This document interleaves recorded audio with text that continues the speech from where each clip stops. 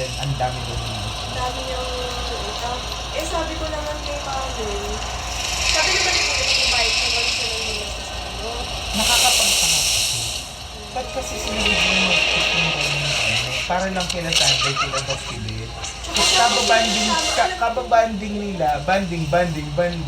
Tuloy yung kanilang mindset sa life na hindi nga nabe-brainwash, pero nagkakaroon ng parang influence ng mga kasamahan nila. Napinipilit nila na hindi pa naman nila kaya. At bukod dun, anong kinalaman nila dun sa ganong klase na work? Bakit? Sila ba yung chemist ba sila or anything ba na sila na related doon?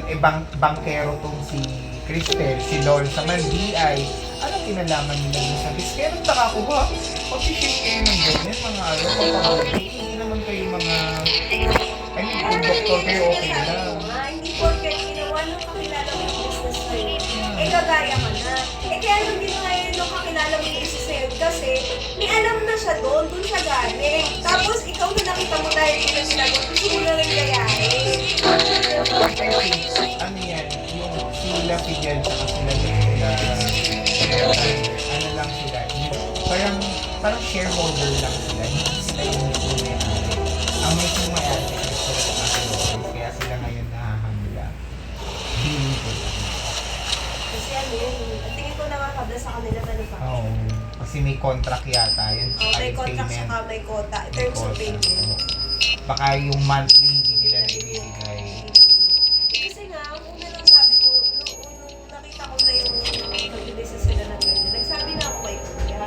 Sabi ko, Kuya, nag-comment na ako dun sa mga items, sa smell, sa texture, sa kulay, sa packaging. Then baka sobrang late na syempre, na. sino ba naman ako? Kawawa sa bata. Pero kasi, dahil sa tagal ko ng consumer ng mga products, alam ko na yung mga iba-ibang yung mga iba-ibang brand.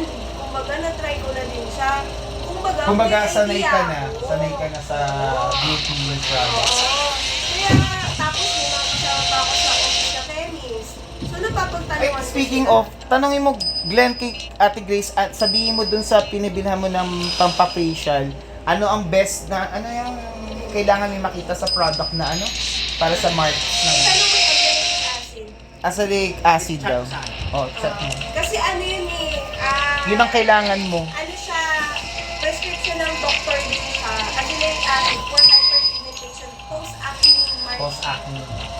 Ibig sabihin, pinanggalingan ng acne. Oo. Kasi ang acne, nasa loob yan eh. Ang ano yan, hindi siya palabas. Wala ako ng mga itim. Pag gano'n, paloob. Eh di yung sa kanya naman, yun yung sa kanya. Pero yung sa kanya parang ano po eh. Mababaw. Oo, hyperpigmentation. Yung sa kanya, yung unstick Yung may scars. puso. Oo, yun yung talagang kailangan i-laser CO2. Kasi parang inaano niyo yung loob ng epidermis na nila. Eh, pero yung sa kanya, hyperpigmentation, kaya lang siya pero kailangan i-manage niya din yung acne niya muna. Oo. Kasi, ang kailangan i-manage yung acne kasi, Yung pinakita ko sa'yo, pwede kay Glenn yan. Kasi baka lalo ma-irritate yung face niya. yun naman ano yun, pag may patubo, Patubo pa lang. hindi siya yung para sa Gets. hyperpigmentation. Oo. Kaya yun. Kasi yung acelaic acid, tanong mo sa, Busy ang bait bata. 2 minutes. Yeah. I'm recording. Baka maiwan to. Kailangan yata niya to. Nandito yung drum. Yung folder mo, baka magiging double check mo yung gamit mo. Baka isama sa...